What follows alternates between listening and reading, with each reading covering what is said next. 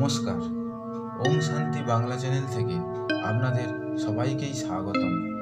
বন্ধুরা, আজকে আমি আবার আপনাদের সামনে সম্পূর্ণ একটি নতুন বিষয় নিয়ে হাজির হয়েছি।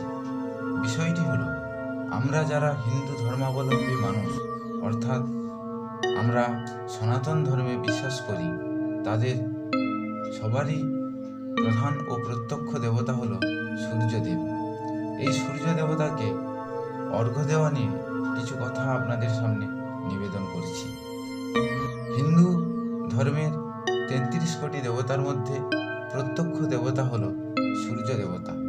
আমরা এই সূর্যদেবকে নিজের চক্ষু দ্বারা দর্শন করতে পারি বলেই ধর্মশাস্ত্রে এই সূর্যদেবকে আমাদের প্রত্যক্ষ দেবতা বলা হয়ে থাকে।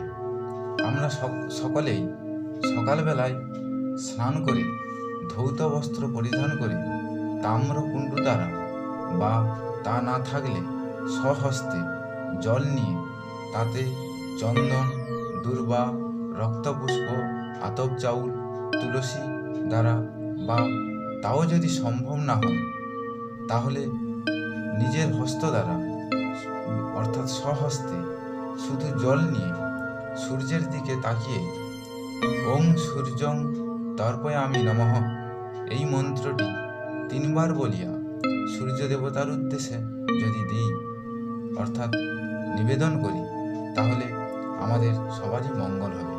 তারপর হাত জোড়ো করিয়া প্রণাম করতে হবে। ওং জবা কুসুম সংকাশং কাশ্যপিয়ং মহদ্যুতিং ধান্ত্বারিং সর্বপাপগ্নং প্রণতোস্মি দিবাকরম। এই মন্ত্রটি বলিয়া আমরা সূর্য দেবতার উদ্দেশ্যে নমস্কার জানাব। দেখবেন এতে আমাদের সকলেরই মানসিক শান্তি যেমন বৃদ্ধি হবে, তেমনি নানা ব্যাধি নিরাময় হবে।